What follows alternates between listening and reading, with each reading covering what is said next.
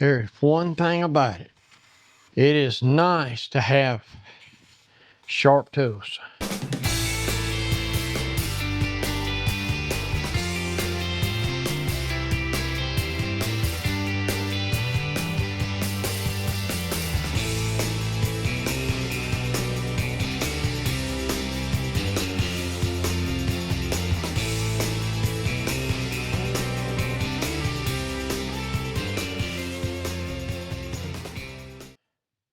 It is nice to have sharp tools.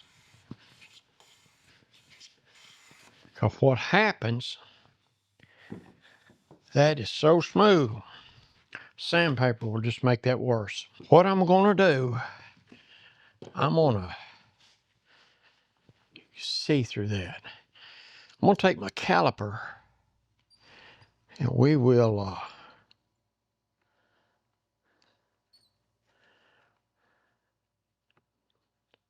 thou and a half.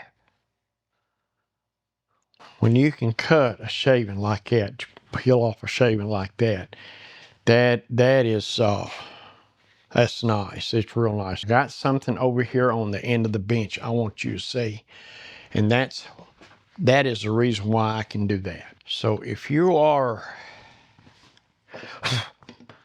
working right here, if you had a way to sharpen your plane blades and chisels very quickly and put a crazy sharp edge on it, you can do it in less than a minute, you'll come there doing it. If it was a big, long, drawn-out process, naturally speaking, you'll wait too long. Where this right here, I'm going to show you how to do it, how I do it. So the thing about it is, you know, this is a whole lot like Rob Cosman. I'll leave a link if he's got a 32-second to sharp. It's a whole lot like his. But let me bring in here. We'll show you this. Well, first of all, like I say, with the 1000 diamond and you got a 16, it really doesn't matter what you have. You need some kind of lubricant. I got me in Honrite mixed up in my squirt bottle. Honrite is what it is 4 caps to a quart of water, and that's, I mixed it up right there. What this does, it provides a lubricant, and also with the metal stone, your metal blades, it helps to prevent rust. So what I do, I'll lube it up, and then what I'll find me, it doesn't take a lot of pressure, but it takes even pressure. And I lift it up. You can feel that 25-degree angle that we cut with the grinder. So what I do right here, I'll lift it up just a little. And my objective here is to pivot up back and forth in the stone. My pivot point's my ankles. I try to keep everything else straight. And then as I move the blade, I try to do up in my shoulder, give a long radius as possible. If you do it down here close, it'll start rounding it off and all that. But so you got to find from the floor what is comfortable for you. I forget what mine is. My stones are 27 inches, or the table is. And that works for me. It may not for anyone else. You need to make it fit to you. So I get me a good grip on this thing where I can lock it in. I lift it up off the 25 degrees, about a degree or so. Like I say, and I'll go back and forth on my ankles. And I will do this. If you do it before it gets real dull, you get a burr. I ain't quite got it right there.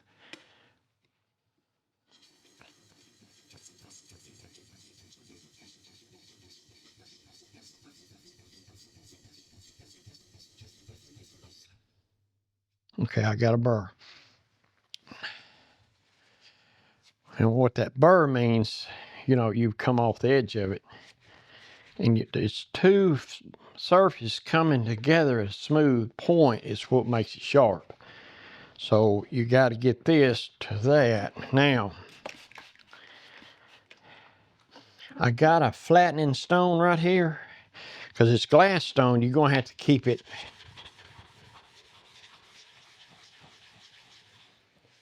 flat. So,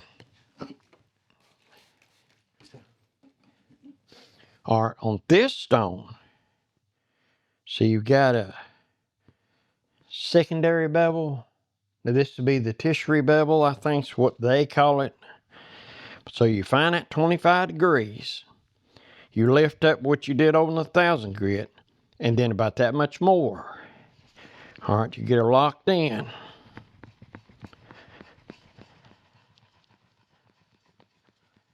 You want to move around on your stone, because especially it's glass stone, you don't want to wear in one place.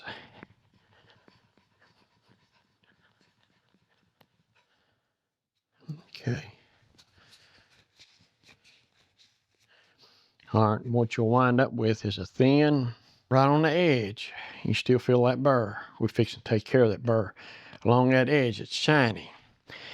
Now, the Charlesworth ruler trick is what I use. So I get me a thin metal ruler, and I'll set it right there. Now, that's for get just a slight angle on the plane blades. You don't do that on the chisels, because you want them to remain completely flat. Remember the burr? We lay it right off the edge. All right, and we pull it back onto the stone. And we want to try to stay within 1/4 of an inch of the side right here. And I usually put my finger right there on that ruler. Try to keep an even pressure. That takes care of that burr, and also get you a nice polished edge. Usually don't take long at all. So what we're going to do, we're going to go back now and see if how well we done. That don't take long at all. Here in a little bit, I'll show you how I put it on the stone over here, my wheel, to get it roughed in. Then this doesn't take long. This is just tuning it up. Because after a while, that tertiary secondary bevel will get longer and longer, and it'll take longer and longer. So, and I'm not talking about very often. If I use, for what I use the hand planes and chisels, once a year, if I use them a whole lot, you know, maybe twice a year over there on the stone. But that sets it up to where this doesn't take less than a minute. You get proficient at it, where you can probably do it like Rob does in 32 seconds. I don't quite move that fast anymore. But if I can do it in less than a minute, you'll come near doing it. Because if it's not convenient, what'll happen is you'll let it get too dull. Duller than it should. Even at that, it's still sharp. So make sure all the debris is gone off of the frog here. And we'll ease that thing in there. Of course, you just got a nice edge on it. You don't want to bump it. Get her locked in place. And the lever cap. There we go. And what I like to do, now that my eyesight is not what it used to be, I put me something white, a sheet of paper, and you look down the sole here, and that black line, if one side, see, mine's got this side sticking up too much, so you go to that side with your lever cap until it's even. Once you think it's even, what I do, I take it, retract the blade, and that black line start going away. And then And when they go, both sides of the blade goes away at the same time, you're real close. So let's give her a check see here and see how we think we done.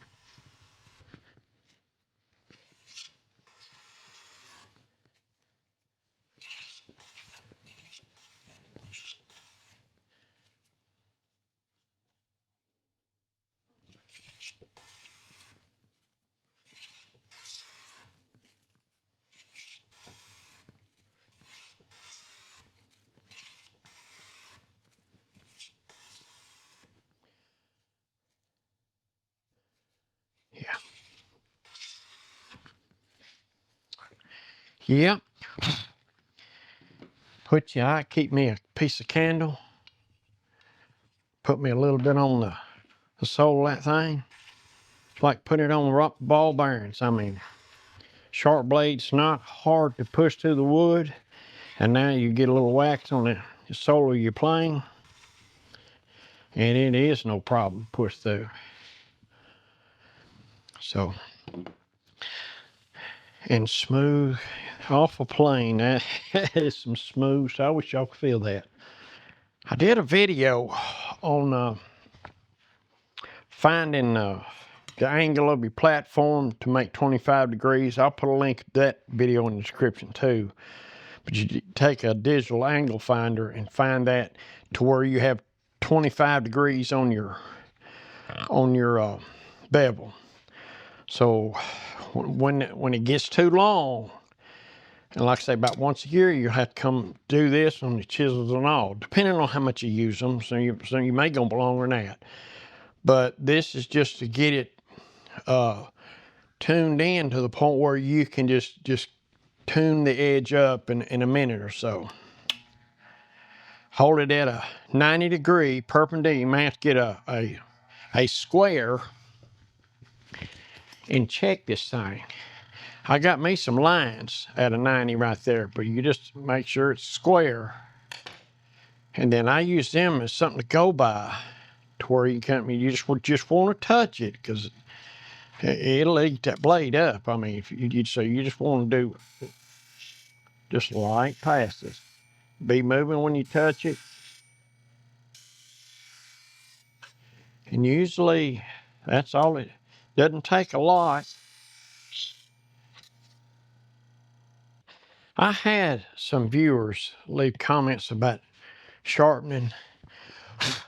The thing about it is, sharpening, you really need to learn to do it. Because they get dull. What I try to do, if once I get close to on a project, and once I get close, I'm putting the finishing touches. I tune the edge up, and if you ever get to doing that, it's wonderful. There's nothing like having sharp tools, chisels, hand planes. I even got a little old diamond, I think they call it credit card diamond stone, and I can touch up my router bits on some of them, and it sure makes a difference in the cutting. Like I say, I had a viewer asking the question, and I hope this helps. It's the way I do it. What you may do is take bits and parts, and that works well for you. But to me, if I need to just tune one up, I mean, if it's a big deal, I'll just keep going. But in a minute, I could take a part, and in a minute later, put it back and put that finishing touch on it. It's so nice to have a hand plane or a chisel that just put that edge on it. It's real nice. It puts the joy in the hand tool woodworking, having sharp tools. It really does. And I'll put a link in the description. Now, this is a brand new bottle I had just about out over there, so I went and got me a new bottle. I'll put a link in the description, because I've not had any problem with rusting. And down here, summertime it's not so bad. The air conditioner's running. It takes the humidity out of the air. But So that helps, but I've never had a problem with rusting, knock on wood. You know, but you see how long it lasts. They done changed the looks of the bottle. But anyway, that bottle there, it like lasts a while. I hope this helps. If I ain't careful, I'll get to rambling on. But I thought I'd do it's hard to do a short video when you got some detail, but it is what it is. So hope this helps. If you do woodworking, it's nice to have sharp tools, but be careful. They will cut. They will cut. I mean, when you get it sharp enough to you're cut before you realize you're cut, that's a sharp tool. But you got to be careful. So until the next time, y'all be safe, and I will catch you on the next one.